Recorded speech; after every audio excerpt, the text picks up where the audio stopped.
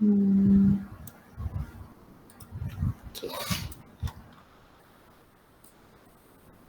Tunggulah kejap. 6 minit. Tunggu kejap.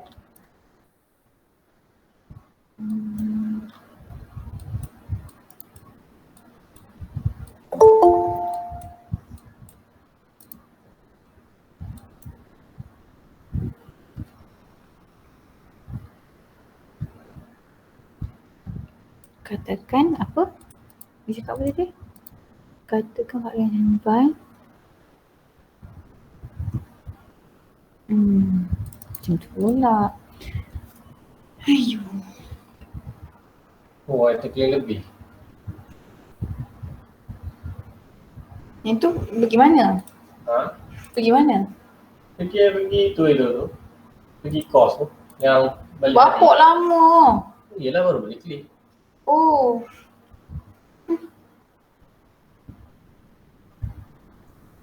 Tak tutup mic.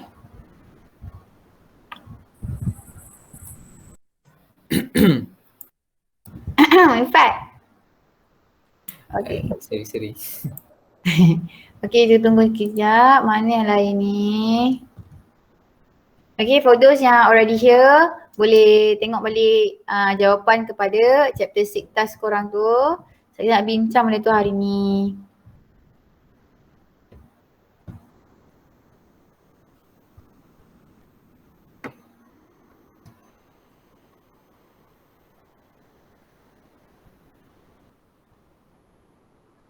Okay. So, kita mulakan kelas kita dengan doa iftitah. Bismillahirrahmanirrahim. Allahumma aftah alaina hikmataka wansyur alaina min khazaini rahmatika ya arhamar rahimin. Rabbi shrahli sadri wa yassir li amri wa hlul 'uqdatam min lisani yafqahu qawli. Amin. Okay. So, hari tu dah bagi chapter 6 punya task. Ini chapter 6 ni tak banyak pun, dia ada 2 subchapter je. So kita boleh tengok contoh bahagian A paper 2. Macam ni lah soalan dia contohnya kan. Okay, so kita check jawapan kita. So dekat sini dia kata kita dalam subchapter radioactive decay. The following equation shows the general equation represent by the beta decay of a nuclide X. Okay, so nuclide X ni dia adalah bahan yang unstable. Okay, bila dia tak stable, dia akan mengeluarkan beta decay, ni beta, untuk menjadi lebih stable. So, even though dia menjadi lebih stable, kadang-kadang setelah dia jadi lebih stable tu dia masih lagi tak stable. Macam itulah.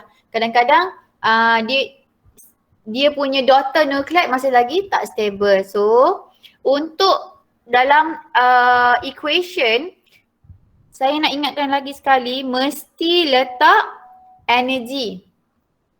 Wajib ada dalam equation. Equation apa? Nuclear equation ni lah. So wajib kena ada. Sebab apa? Sebab apa sahaja proses ataupun nuclear reaction, sama ada radioactive decay, nuclear fission ataupun nuclear fusion, masing-masing menghasilkan tenaga. So tenaga tu mesti ada lah dalam equation. Alright. So kita akan bermula dengan parents. Kemudian parent dia akan menjadi daughter plus dengan sinaran apa yang dikeluarkan. Lepas tu mesti kena ada energy. So complete the sentence below by underlining the correct answer in bracket. Okay. Radioactive decay is the process of releasing radiation from unstable nuclei that are, what is your answer? Unaffected. Very good. Yes, it is unaffected by external factors and occurs randomly. Very good. So, unaffected ni adalah wakil bagi perkataan spontaneous. Okay, spontaneous tu dia mesti akan berlaku regardless whatever happen on the outside.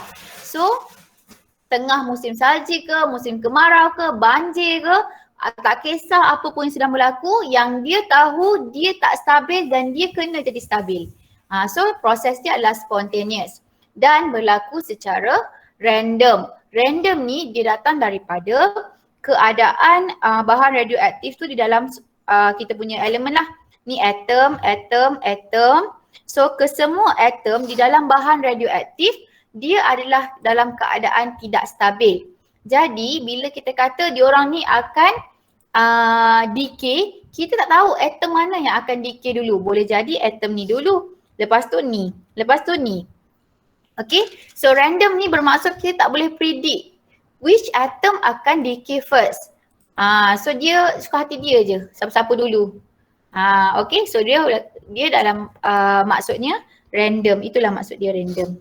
Okay, so compare the stability of nuclei X and Y. So bila dia suruh kita compare, siapa yang lebih stable berbanding siapa?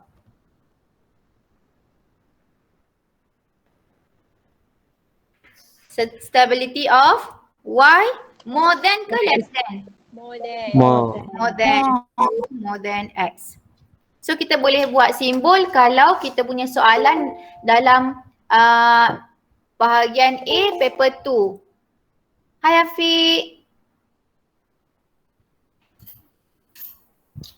Morning, Vic.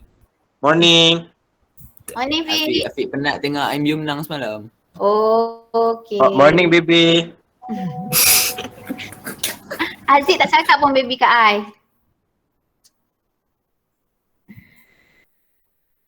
Okay.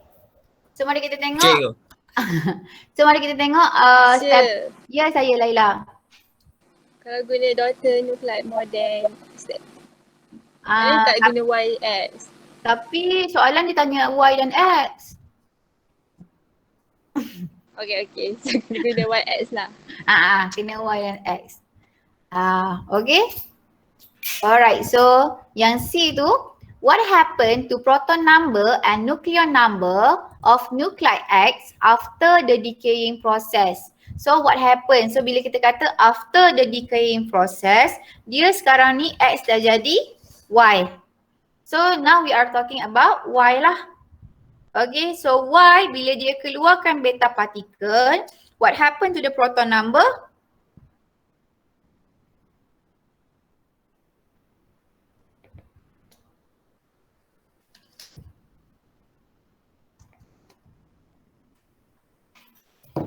So proton number dia akan jadi lebih satu, betul tak? Proton number tu ingat tak yang duduk kat mana? X, A, Z. So Z ni kan proton number. Yang ini nukleon. So proton number untuk Y dia mesti lebih satu. Sebab apa? Nanti dia nak kena tolak satu. Baru dapat sama macam X punya, parent punya. Jadi Y itu nanti dia akan bertambah satu nombor proton. Okay, what happened to the nucleon number? Unchanged. Unchanged, very good. Unchanged. Okay, this is the answer. Apa tu? Okay, so dapat dah full mark? Dapat. Alright, very Dapat. good. So, diagram 4 menunjukkan ada thorium 234. So, thorium 234 ni kita letak dalam container. Hai Jang. Okay, so thorium 234 dia akan decay menjadi radium dengan mengeluarkan alpha dan beta particle. Okay, so dia kata mana yang betul. Kotak ke atas tu diperbuat daripada, what is your answer? Aluminium or lead? Lead. Okay, Laila jawab lead. So the other one, siapa lain-lain ada jawab lead tak? Aluminium. Lead. Okay, kenapa jawab lead Aisyah? Izzati. Aisyah Izzati, why are you answer lead? Pada pandangan awak,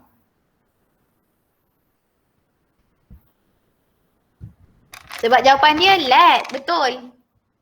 Okay, saya faham kenapa korang jawab aluminium sebab beta boleh diberhentikan dengan aluminium, betul tak?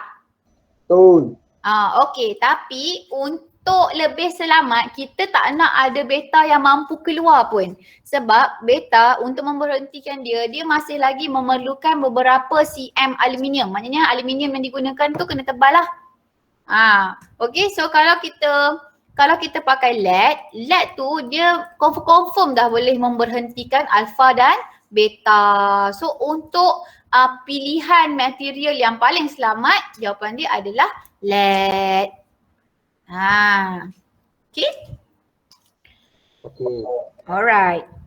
So dia kata calculate the number of alpha and beta particle that emitted in the thorium 234. So yang ini awak perlulah keluarkan, buat dia punya equation iaitu 234 thorium 90. Dia akan jadi 22688 radium tambah dengan X. What is that? Tambah dengan X helium 42. Sebab apa helium 42? Sebab helium 42 ni alpha, betul tak? Tambah dengan Y. Kosong negatif 1 elektron. So this one is alpha, this one is beta. Okay, so kena tambah apa lagi tu? Saya terlupa tu. Energy, very good. So kita tengok kat sini, energy tu apalah, tak payah kira lah sebab dia tak suruh. Sekarang ni dia nak number of alpha dan number of beta. So kita ambil bahagian atas. So 234 bersamaan dengan 226 tambah dengan 4x tambah dengan 0y. So 0y ni tak payahlah, kosong lah. Okay, so X bersamaan dengan berapa jawapan? 2. 2, very good. So jawapan dia adalah alpha ada 2. Okay, so beta ada berapa? So beta kita ambil yang bahagian bawah lah sebab beta bahagian bawah je ada number. So kita ada 90 sama dengan 88 tambah dengan 2 darab dengan 2 sebab X ni kita tahu dah 2 tambah negatif Y. So kita dapat Y bersamaan dengan 2. Yes. Dan jawapan dia adalah 2 dan 2. Okay, dapat dah markah kat situ. Okay, thorium 234 ada half-life 20 hari. Okay, initial mass dia adalah 48 gram. Calculate the mass that not decay after 60 days. So, please remember that half-life dia bersamaan dengan 20 days. Lepas tu 60 hari ada berapa half-life? 3. So ada 3 kali half-life. So dia akan decay menjadi separuh sebanyak 3 kali cycle lah. So kita ada 48, lepas tu 24, 12, 6, 3. Okay, cukup lah macam tu kan. So 48 ke 24 adalah satu half-life. 24 ke 12, 2 half-life. Sini 3. Okey, cukuplah. So setelah 60 hari yang not decay tinggal 6 gram sahaja. Okey, so jawapan dia adalah mass of not decay is equal to 6 gram. Sama tak? Sama. Alright, very good. Okay, next is we can see that this is the decay series of uranium 238. So uranium akan jadi thorium 234, lepas tu jadi Pa. Pa ni apa? I tak tahu. 234. Lepas tu dia akan decay lagi jadi uranium 234. Lepas tu jadi thorium 230, lepas tu jadi radium 226. So jauh panjang perjalanan dia. Dan thorium Pa tu apa? I tak tahu. Uranium, thorium dengan radium masih lagi kurang stabil. So dia akan decay sampai dia orang stabil So dia kata state a pair of an isotope. So isotope. Isotop ni ada dua, korang nak pilih yang mana? Nak uranium ke thorium? Boleh pilih. So jawapan dia adalah korang boleh tulis uranium 238 dan uranium 234. Okey, ni cara singkatan tulisan dia tau. Yang ini adalah notation of element. So korang boleh buat nama pendek untuk kita tulis uranium 238. Boleh. Thorium 234. Okey, tu lagi. Itu fizik dia pakai macam ni lah banyaknya. Okey, kalau tak nak pakai uranium, boleh pakai thorium. Thorium 234 dan thorium 230. So ada jawapan kat situ. Siapa pilih uranium betul, siapa pilih thorium pun boleh betul. Okay, so the same thing is how many alpha particles and beta particles daripada uranium 238 menjadi radium 226. So yang ni macam mana nak kira? Kita kena buat ni lah. Untuk kira alpha, siapa yang macam confused lagi boleh buat dia punya equation dulu. Jadi 226 88 radium tambah dengan alpha tambah dengan X alpha helium 42 tambah dengan Y 0-1 elektron lah. Okey, so kat sini. Okey, dah ada kat sini, boleh je korang buat. Untuk cari X adalah 238 sama dengan 226 tambah dengan 4X. So X sama dengan berapa korang dapat? 3, betul tak? 3 alpha, 2 beta. 3 dekat atas, 2 beta. Betul. Yes. So cara korang kira tu betul lah. Alpha bersamaan dengan 3, beta bersamaan dengan 2.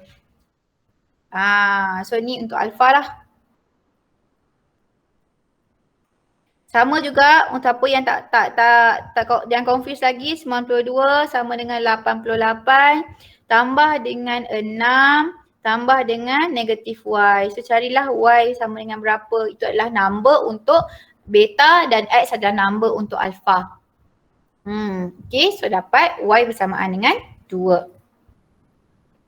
Okay. Okay, the half-life of apa benda PA ni mari kita tengok.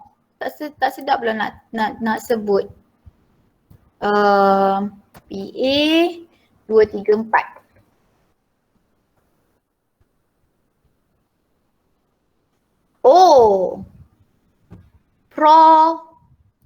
Asal dia pro?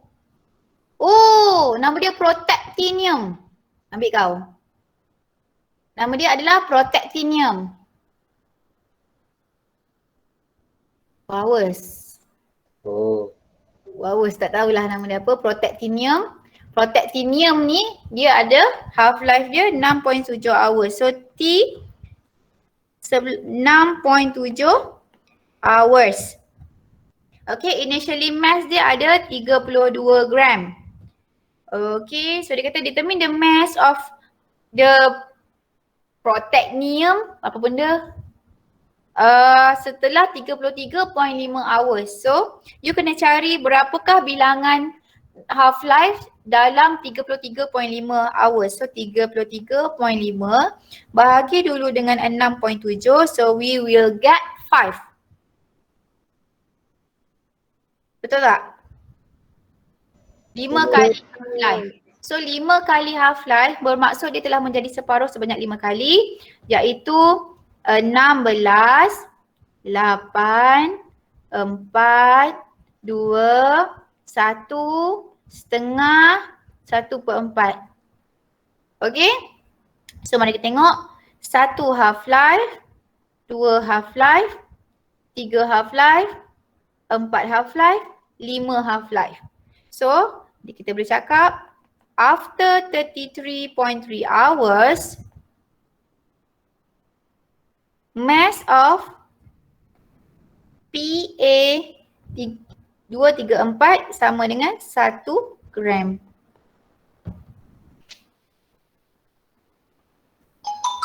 Betul. Ya saya. Sekejap Hey.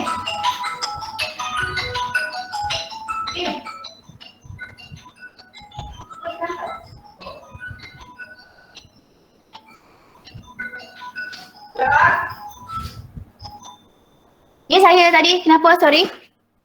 Mass yang kita cari ni mass yang decay ke tak decay? Dia kata mass yang tak decay lagi. Sebabnya kalau dah decay, mass dia hilang. So kalau dia kata berapakah mass had decay? 31. Kalau dia kata berapa yang tinggal, maksudnya berapa yang tak decay lagi lah. Boleh? Boleh. Alright. So number 46, dia kata ini adalah lengkuk perebutan fluorine 22 and sodium 24. Okay, you can see that the shape of the graph is the same. Okay, so ni adalah graf bentuk apa? Graf eksponensial, betul? Betul. Okay, so ni adalah graf eksponensial. So, walaupun bentuk graf dia sama, senggat dekat y-axis pun sama, tapi senggat dekat x-axis dia tak sama. So tengok second untuk fluorine dia start dengan 2468. Okay, untuk sodium dia start dengan 1234. So dekat sini dia nak based on the decay curve state a common karakteristik. So common karakteristik ni adalah ciri-ciri yang sama. So ada beberapa jawapan yang boleh kita cakap. Yang pertama sekali, ini adalah y-axis ni adalah activity. So mana nak tengok kat sini. Okay, activity dia punya unit adalah count per minute. So we can say that the initial activity is 2000 count per minute. Okay, korang boleh tulis yang ini sebab apa? Sebab dengan fluorine punya graf dengan sodium punya graf masing-masing start dengan activity 2000. Nilai activity dia 2000. Okay, selain tu kita juga boleh cakap pasal bentuk graf. Kita boleh cakap activity decreases exponentially with time. So kita kata activity berkurang secara eksponen dengan masa. Okey, lagi siapa ada jawapan lain?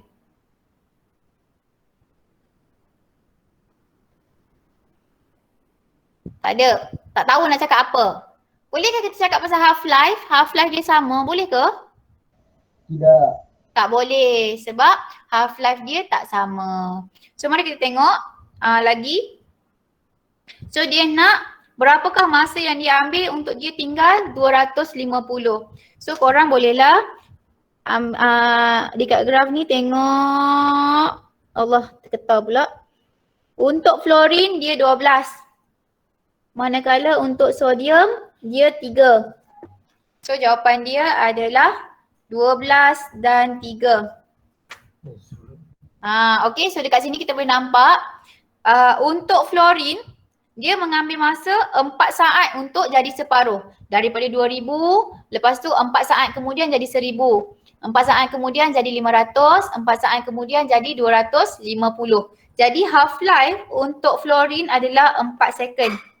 Manakala half-life untuk sodium adalah 1 second. Betul tak?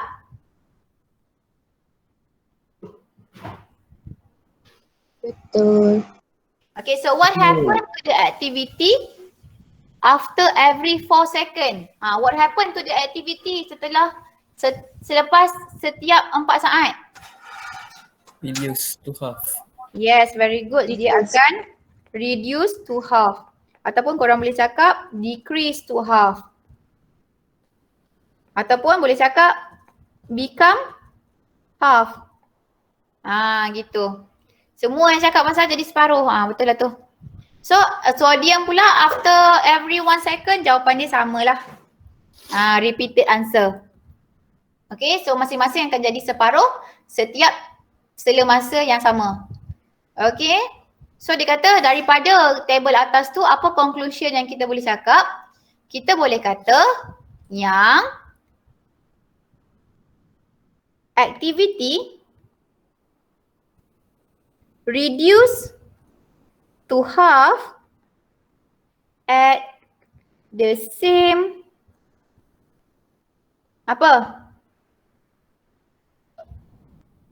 at the same amount of time.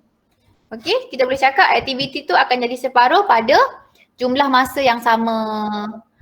Kalau untuk fluorine setiap 4 saat akan jadi separuh. Asal 4 saat je jadi separuh. Untuk sodium asal 1 saat je jadi separuh. Jadi masa diorang untuk berkurang sebanyak separuh tu sama. So apakah fizik konsep di atas? Half-life. Half-life, very good. So konsep dia adalah konsep half-life. So kalau korang belajar half-life tu adalah konsep. Konsep half-life. Alright. So next is, dia kata fluorine 22 akan decay dan menghasilkan a beta particle. Satu sahaja menjadi neon 22. Complete the following equation. So dia dah kata neon 22. So 22 adalah nilai nucleon number. Lepas tu dia keluarkan elektron kosong negatif 1. Jadi berapakah number of proton untuk neon? 10. 10, very good. Yes, 10. Okay. So yang ini dia kata adalah decay curve untuk bahan radioaktif yang diambil daripada nuclear reactor nak dibawa ke kilang at some distance away. Jauhlah kilang tu. So mengambil masa untuk sampai ke kilang. Jadi kita kena kira berapakah aktiviti bahan radioaktif tu. So based on the graph, determine the half-life. So dia kata show on your graph. So kenalah obviously show. Korang kena tunjuk So kalau pakai pen, pakailah pen yang mata bulat sikit. Maknanya mata tebal sikit supaya pemeriksa nampak yang korang dah show. Ataupun buatlah apa-apa dekat graf tu yang menunjukkan korang dah show. Contohnya, korang boleh buat dekat sini. Daripada 2000, kita start dengan 2000 lah. Kita ambil, korang boleh buat macam ni. Kan? Lepas tu korang ambil 1000. Setengah macam ni. Okay, korang boleh buat macam ni.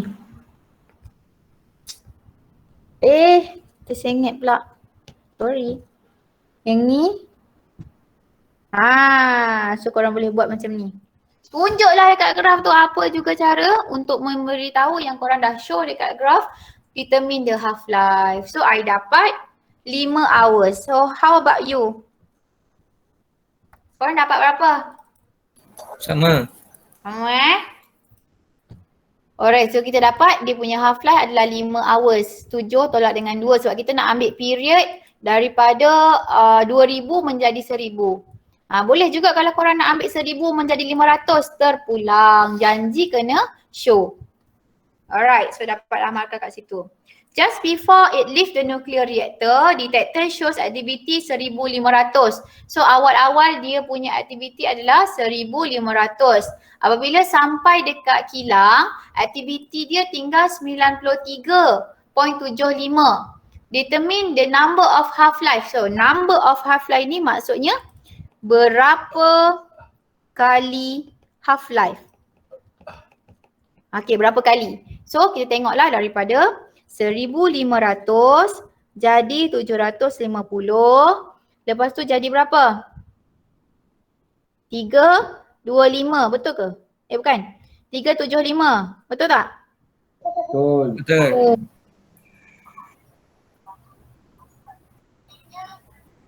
Okey, lagi 187.5. 187.5. 187.5. 5. Lepas tu 93.75. okey, so 93.75 dah lah sebab sampai sini je. Okey, so kita ada 1 half life, 2 half life, 3 half life, 4 half life. So jawapan dia number of half life is equal to 4. Kalau tak nak tulis T 1/2 ni tulis N saja pun boleh sebab N tu adalah simbol untuk number. Berapa bilangan. So ada 4 kali half life. Semua orang dapat 4? Dapat. Okay, so berapakah masa yang diambil for its journey? Berapakah masa perjalanan tu? Kita tahu 1 half life bersamaan dengan 5 jam. Maka the journey 20. okay, is equal to 4 darab dengan 5 jam, 20 hours. Jauh lah tu kilang tu, reaktor daripada kilang. So dapatlah jawapan dia 20 hours. Senang.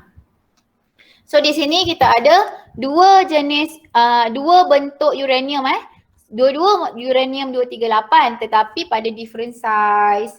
So mark with tick for the correct answer in the box provided. Which of the following physical quantity is the same for both sample? What is your answer? Korang jawab apa yang ni?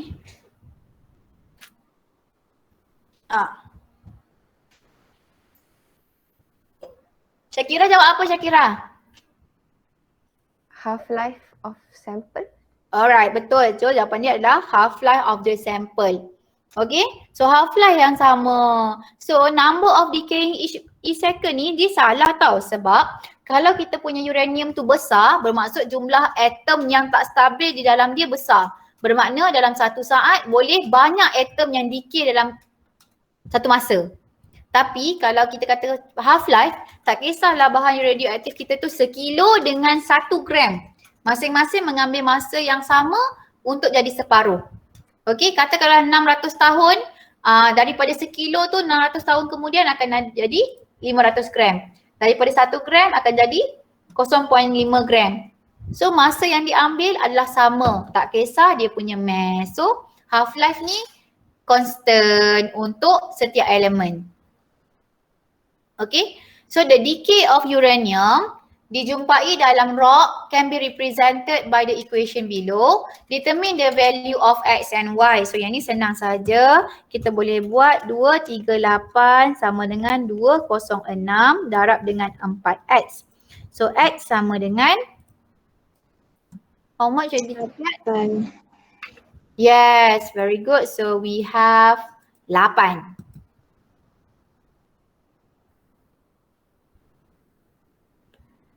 While Y pula kita boleh buat 92 sama dengan 82 tambah 16 tolak dengan Y. So Y sama dengan 6. 6. Pandai. Senang. Dapatlah 3 markah. Alright. So kat sini kita boleh tengok a grazing pasture. Okay, kat sini ini adalah kawasan ladang lembu lah yang orang sedut susu dia tu. So a grazing pasture was polluted with radioactive waste from a nuclear reactor. So diorang ni tercemar dengan bahan radioaktif, maka susu lembu tu pun akan menerima sinaran dan menjadi radioaktif. So dia kata ada seorang researcher dia datang untuk kira aktiviti radiasi di dalam setiap 1 liter susu. Okey, dia mula dengan pada hari pertama dia cek dia orang ada 1600 count per minit. Lepas tu 10 hari kemudian ada 600, 240. Tu bertambahlah tu dekat dalam table. So dia suruh kita buat draw a graph of radioactivity against time. So korang buat je, yang ni senang. Korang boleh buat sendiri 1600. Lepas tu jadi 600 pada hari ke-10. Lepas tu jadi 240 pada hari ke-20. So korang boleh try agak-agak je lah kat sini. Okay, so 100 masa hari ke-30, 100 in the middle here. So masa 40, 40. Macam tu. So gunakanlah korang punya kemahiran seni untuk melukis kita punya lengkuk graf. Gitu. Gitulah. Okay, so itu adalah lengkuk graf dia yang saya dapat lah tangan terketar-ketar. Okay, so mari kita lihat berapa dia punya half life.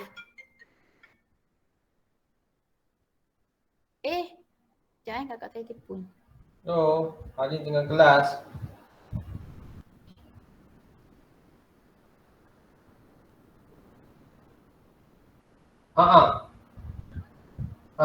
Sebab Okay. Baik. Kenapa? Dok, dia tanya nak pakai IC kat Wan. Bukan IC, SIM mati. Semati. Okay, so boleh tengok kat sini. Separuh daripada 1,600 adalah 800. So kita boleh tengok kita punya 800. Kena baca soalan dulu. Silap. So show dekat graf macam mana kita determine dia punya half life. So korang ambil lah pen. Show lah kat kita punya graf. So saya dapat dalam 6 hari ke 7 hari macam tu. Siapa dapat? Korang dapat apa? 7. 7. Ramai dapat 7. Macam itulah. Saya pakailah saya punya terketar-ketar. So 7 hari half life dia boleh lah 6,5 ke 7 tu boleh lah. Dapat sampai kurang. Ada range dia. So satu markah kat mana? Satu markah kat kita tunjuk. Ni satu markah kat sini. Tunjuk. Satu markah dekat sini. 2. Tu dapat dah markah. So dia kata susu tu selamat untuk diminum apabila kita punya radiasi punya pengiraan kurang daripada 50. So bila nak sampai 50? Mari kita lihat. Daripada 1,600 jadi 800, jadi 400, jadi 200, 150. Okay, so di sini saja kita boleh lihat ada 1, 2, 3, 4, 5. Ada 5 kali half life baru sampai 50. Okay, baru sampai 50, 5 kali half life. So kita boleh buat 5 darab dengan 7 sama dengan 35 days. Okay, hari ke-35 barulah 50. So untuk selamat kita boleh tulis lebih daripada 35 hari. Ataupun korang boleh tulis milk safe at 40th day. So dia kata bila susu tu selamat. So korang boleh buat lebih daripada 35 hari sebab masa 35 hari susu tu masih lagi 50 count. So tak selamat lagi. So kena tambahkan sikit masa supaya kita punya susu selamat untuk diminum. 36 boleh? 36. Boleh. As long as lebih daripada 35. Boleh. Okay, next is nuclear energy.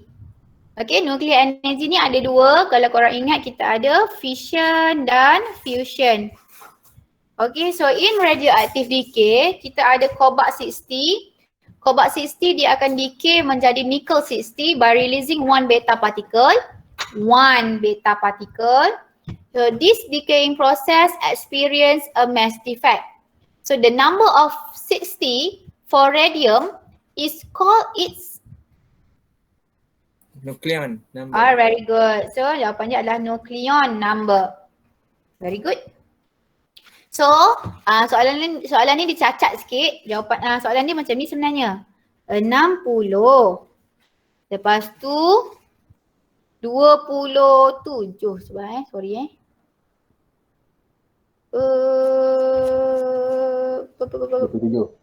Ya, 27. So, sini 27.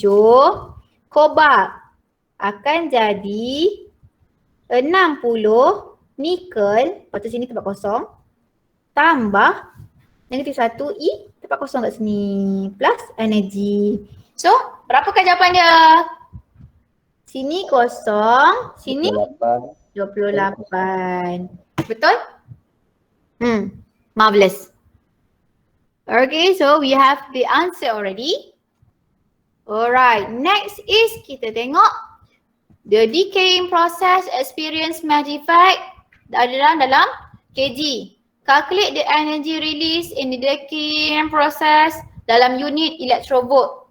Okay, first kali kena cari dulu dia punya energy dalam joule, kemudian tukar kepada electrovolt. Okay, macam mana nak cari? Ingat lagi formula is equal to mc square. So, ambil mass dia 5.146 darab 10 kuasa negatif 30 darab dengan 3 darab 10 kuasa 8 square. Okay, berapa korang punya jawapan? Tekan calculator. 4.625. 10 kuasa negatif 13. 4.631. Yes.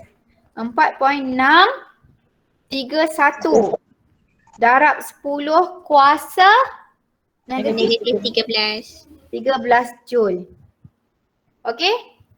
Siapa salah tu saya mak balik tekan kalkulator macam mana. So ini dalam joule. So kita kena tukar dia dalam electrovolt adalah okay, darab dengan 1 electrovolt bersamaan dengan 1.6 darab 10 kuasa negatif 19 joule. Okay, so nanti joule akan dipotong dengan joule, tinggal electrovolt sahaja. Jawapan dia berapa?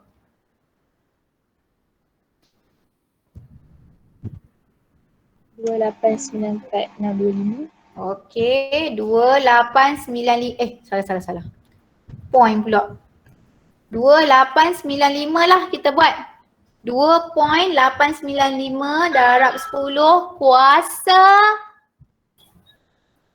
berapa? 6. Pandai Afiq, kuasa 6 electrovolt. So kalau siapa tak nak tulis kuasa 6, boleh juga buat 2.895 mega electrovolt. Betul juga. Okay, tu jawapan dia. Okay, kemudian alright, so kita ada kat sini fission. Okay, so what is the meaning of nuclear fission? Splitting of heavy nucleus into two lighter nuclei. Betul tak? Betul. So dia perpecahan, splitting, per split. Banana split stepnya. Okay. So name one example of target nucleus. Selalunya target nucleus kita pakai apa? Uranium. Uranium, very good. So you can say uranium here. Uranium 235 boleh. Okay, dia punya produk selalunya jadi apa? Macam-macam kan? Ada krypton 91, ada strontium 94, ada barium 142 lagi. Ataupun boleh xenon 140. So ni ada dalam buku So ingatlah produk tu 2 ke 3 ke boleh je. Strontium 94 ataupun xenon 140. Salah satu Ingatlah salah satu. Okay, so ada macam-macam produk dia. So bagi tahu kenapa one reason why the target nucleus split into two. Kenapa? Kenapa dia nak split? Sebab Tak stable. yes. So dia split to achieve. Stability. Yes. Dia tak stable. Jadi dia kena split untuk dia capai stability. Okay. Selain daripada nuclear fission, apa lagi yang sedang terjadi dekat kita punya proses tu? Apa reaction? Chain reaction. Very good. So dia tengah terjadi chain reaction. Kenapa chain reaction? Sebab kalau you tengok kat sini, kita start dengan satu neutron. Okay, so neutron dia langgar target nukleus, nanti dia akan jadi 2 daughter nuclei dan 3 neutron. So setiap satu neutron yang terhasil ini, dia akan bombard another target nucleus dan hasilkan another 3. Okay, ni hasilkan lagi another, dilanggar lagi yang besar, lagi kan 3. So, ni 4 pula. So dia akan jadi chain reaction. Okay, kenapa berlaku chain reaction ni? Sebab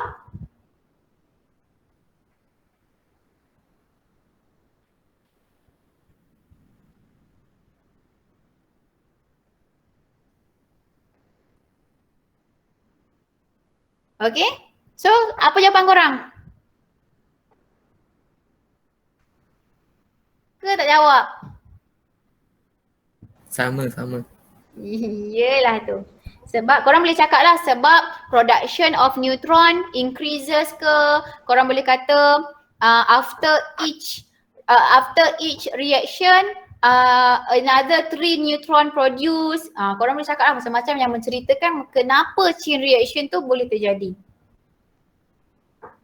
Alright, so ini soalan yang paling ngada-ngada sekali. Dia bagi dalam mega electrovolt, dia nak dalam unit AMU untuk mass. So first of all, you have to change the mega electrovolt energy tu menjadi joule. So macam mana? 1 electrovolt bersamaan dengan 1.6 times 10 to the power of negative 19 joule. So korang kena buat, tukarkan dulu energi sama dengan 173.73 darab 10 kuasa 6 darab dulu dengan 1.6 times 10 to the power of negative 19. So korang akan dapat energi dia dalam joule. So daripada E is equal to MC square, korang akan dapat MC square lah kat sini. So mass berapa korang dapat?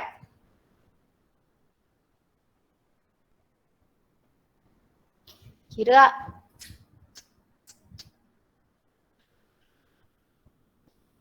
3.08 betul?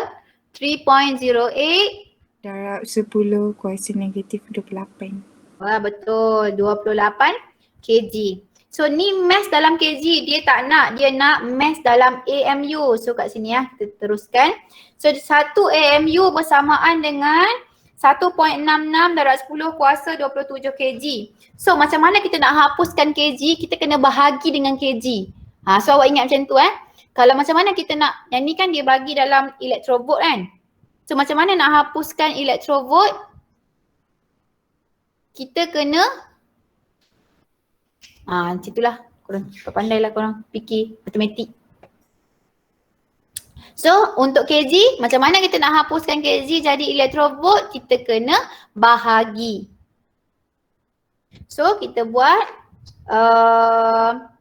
3.08 darab 10 kuasa negatif 28 kg bahagi dengan 1.66 times 10 to the power of negatif 27 kg. Dapat berapa? Kananlah kat atas tu. Kat bawah. So berapa? Jawapan dia adalah 0.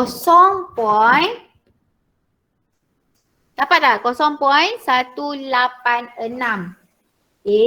AMU. U. Sama tak? Sama. Sama. Banyak. Okey. So ini adalah proses, warna lain sekejap. Ni adalah proses fusion. So fusion ni dia berlaku apabila bergabungnya dua small nucleus menjadi larger nucleus.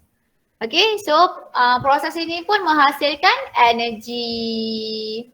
So dekat sini dia kata fusion menghasilkan gabungan dua smaller nuclei menjadi heavier nuclei beserta dengan satu neutron.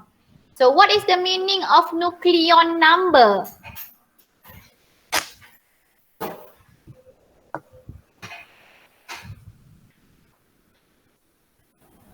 Total number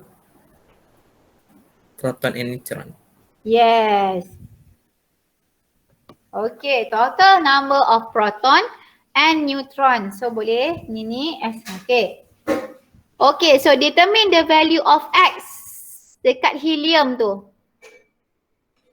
What is the amount of X? 4. Yes, Right. very good. 4 sayang. So determine the value of X tu 4 sebab belah sini yang ke atas ni 2 tambah 3, 5. Jadi berapa tambah 1 dapat dengan 5? 4. Okay, state the type of nuclear reaction. Dah terbagi tahu pula jawapan dia adalah nuclear Fusion. fusion. Alright. Next is one condition for the nuclear reaction in B1 to occur. Okay, ada syarat dia untuk nuclear fusion tu berlaku. Apakah syarat dia?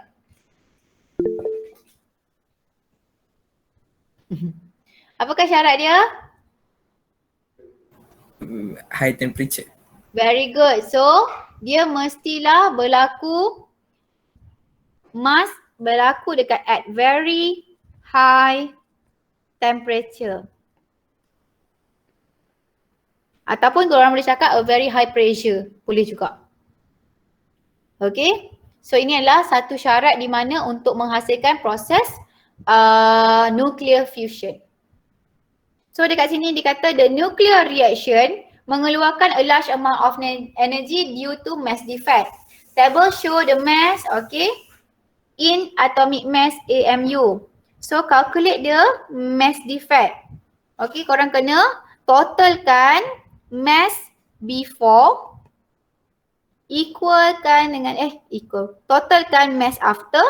So cari dia punya berapa yang kurang. Kan, betul tak? Jadi untuk kira mass defect dia bersamaan dengan 2.013553 tambah dengan 3.016049 tolak ke? Before tolak after kan? 4.001506 tambah 1.008665. Okay, berapa?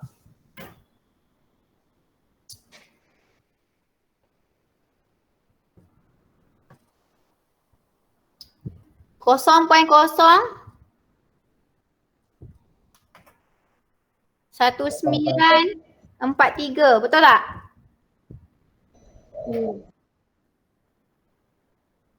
Ini dalam unit AMU. So kita kena tukar dia dalam unit kg.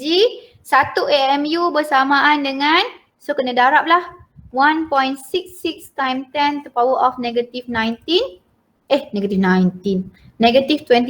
sorry.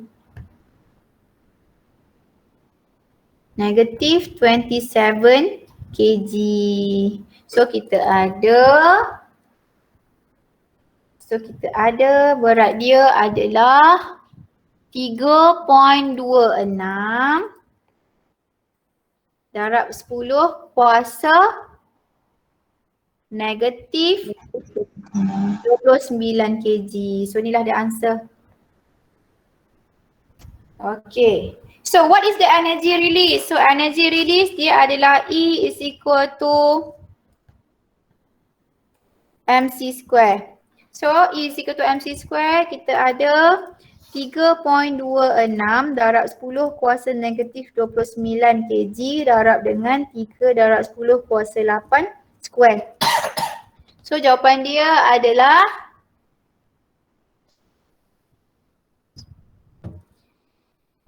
.903 darab 10 kuasa negatif 12 joule. Sama tak? Sama. Sip. Alright. Sama. Okay, so what is the power generated in 5 microsecond? So power is equal to energy over time. So energy we already got. Time adalah dalam microsecond. So masukkan saja. So we have 2.903 times 10 to the power of negative 12 joule. Bahagi dengan micro negatif berapa? Negatif 6. Okay, very good. Negatif 6 second. So kita akan ada. Okay, berapa jawapan awak?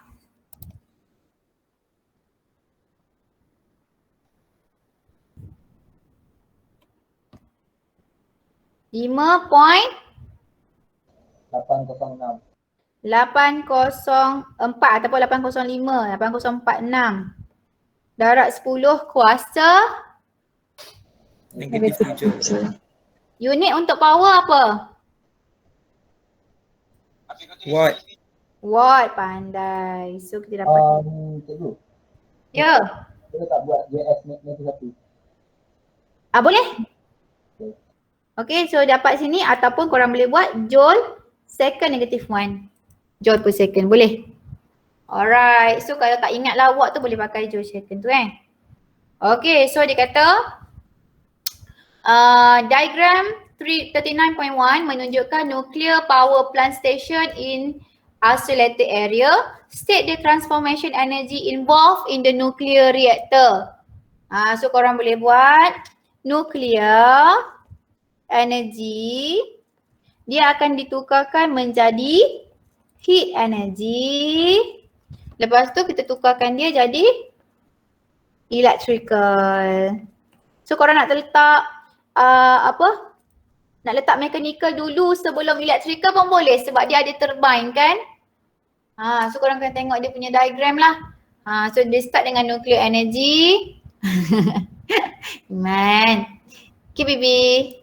Alright, so dekat sini kita tengok usually nuclear reactor are built on the shore of lakes, buat dekat pasir, dekat sungai ataupun dekat laut. Kenapa ya? Apa jawapan awak? Provide large quantities of cooling water needed to handle the waste heat discharge. Boleh juga. So kalau nak senang kita boleh buat, dia nak 2 markah kan. Buatlah 2 point. Point pertama kita boleh kata nuclear reactor produce large amount of heat. So kenapa kita bina kat sini?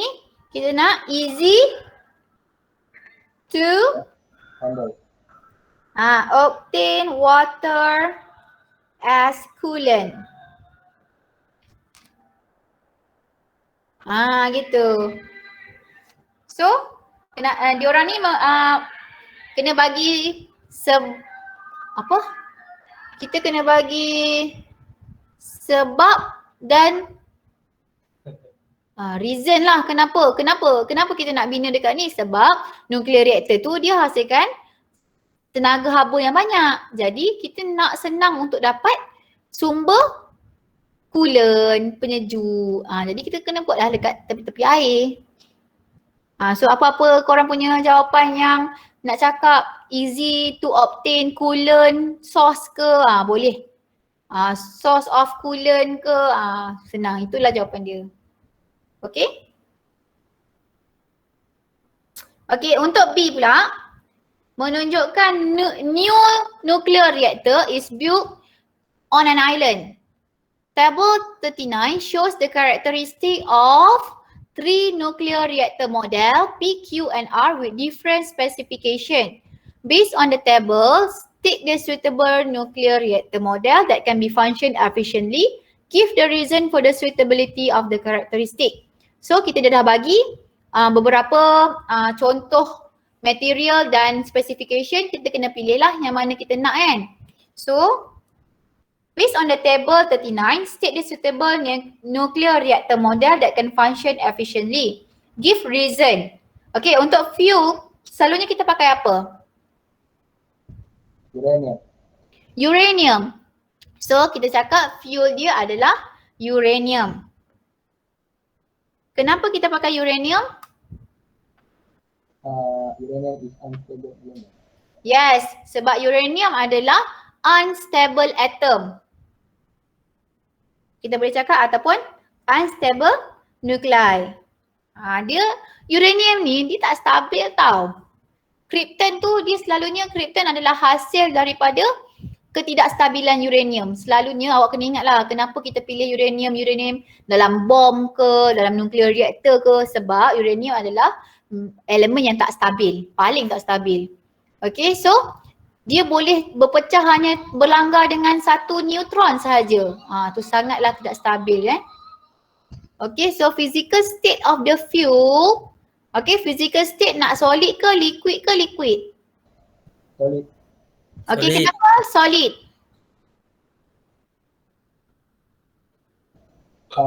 Because uranium is solid at room temperature. Boleh juga kita buat easy to handle. Kenapa easy to handle ataupun dia not salah je, sorry. Spill. Macam mana nak je spill? Spilled. So dia tak tumpah. Okay, bahan radioaktif ni dia kalau tumpah memang satu bencana lah. Okay, kalau dia tumpah, korang tahu kan kalau dekat dalam lab mercury pecah pun korang tak boleh masuk kan lab tu sebenarnya sebab mercury tu berbahaya. Apatah lagi kalau bahan radioaktif. Terus satu sekolah cuti. So kalau korang nak cuti lama-lama, korang baling je bahan radioaktif dekat sekolah. Okay. So dekat sini kita kena pakai yang solid lah sebab easy to manage. Nak simpan pun senang. Alright. Next is kita nak half life yang long ke short ke short? Long. Okay, kenapa long? Long. Kenapa long? Sebab dia long lasting. Ataupun kita boleh cakap dia tak payah tukar frequently, no need to be changed frequently. So kalau macam nuclear reactor tu dia boleh pakai uranium tu selama 60 tahun. 60 tahun nanti baru fikir pula untuk tukar. Alright. So determine the most suitable nuclear reactor. Okay, nuclear reactor apa yang paling sesuai? Kita pilih apa? P. Semua orang pilih P ke? Yeah. Yeah. Alright, so done. Dah habis. Okay, so kalau keluar soalan macam ni boleh jawab tak? Boleh. Boleh insyaAllah. Okay, so ada apa-apa soalan? Tak ada. Tak ada. Tak ada. Alright, so kalau tak ada soalan, bolehlah kita tutup dulu makan nasi. Kan? Okay, tutup dulu kelas kita dengan tasbih kafarah, surah Al-As, subhanakallahumma wa bihamdika, asyhadu an la ilaha illa an, astaghfiruka wa atubu ilaik. Wal-As innal insana lafi khusr illal ladzina amanu wa amilus solihati wa tawassaw bil haqq wa tawassaw bis shawab. Amin. Thank you everyone. Attendance ambil. Thank you, teacher. Thank you. Alright. Thank you, teacher. Thank you, teacher.